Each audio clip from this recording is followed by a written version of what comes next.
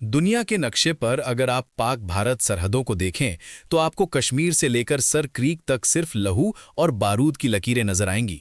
लेकिन क्या आपने कभी इस खामोश समंदर के बीचों बीच छुपे इस छोटे से जख्म को देखा है जिसे तारीख की किताबों में कच्चा थीवू कहा जाता है?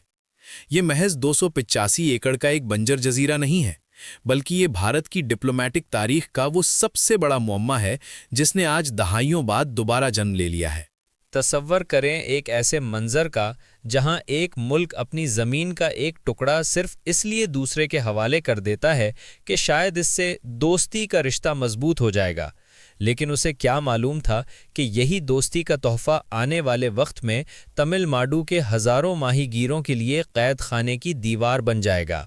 बात शुरू होती है कुरून वुस्ता के उस दौर से जब ये जजीरा रामनाथ के बादशाहों की जागीर हुआ करता था और बरतानवी राज के दौरान भी इसे ब्रिटिश इंडिया का हिस्सा तस्लीम किया जाता रहा, जहां तमिल माहीगीर सदियों से बिला खौफ व ख़तर अपनी कश्तियां लंगर अंदाज करते थे।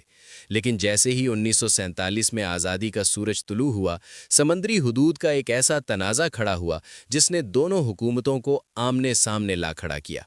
फिर आया साल 1974, जब भारत की ताकतवर तरीन वज़ीर आज़म इंदिरा गांधी ने एक बंद कमरे में होने वाले मुआहदे के तहत कच्चा थीवू बाकायदा तौर पर श्रीलंका की मलकियत तस्लीम कर लिया, और उस वक्त की हुकूमत ने इसे ये कहकर मुस्तरद कर दिया कि ये महज एक बंजर चट्टान है जिस पर घास का एक तिनका भी नहीं उगता, लिहाजा इसे छोड़ देने में कोई हर्ज नहीं।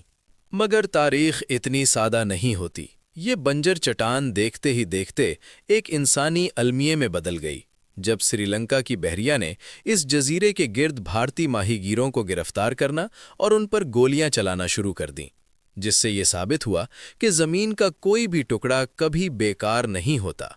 क्या वहां जंग हुई? शायद रिवायती फौजों के दरमियान नहीं, लेकिन निहत्थे माहीगीरों और श्रीलंकन नेवी के दरमियान एक ऐसी गुरिल्ला जंग शुरू हुई जो आज तक जारी है और जिसमें अब तक सैकड़ों भारतीय मछेरे अपनी जानें गंवा चुके हैं।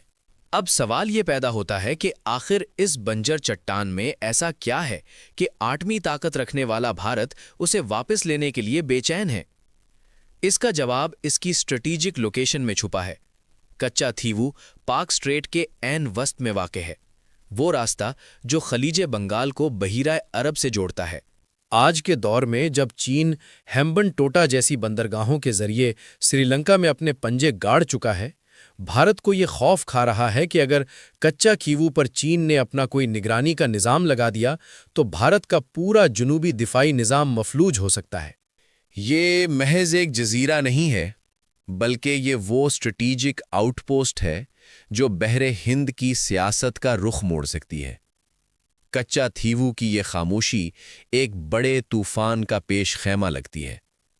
क्या ये जजीरा वाकई दोस्ती की कुर्बानी था, या ये तारीख की वो सबसे बड़ी जोग्राफियाई गलती थी जिसकी कीमत आज के माहीगीर अपने खून से चुका रहे हैं?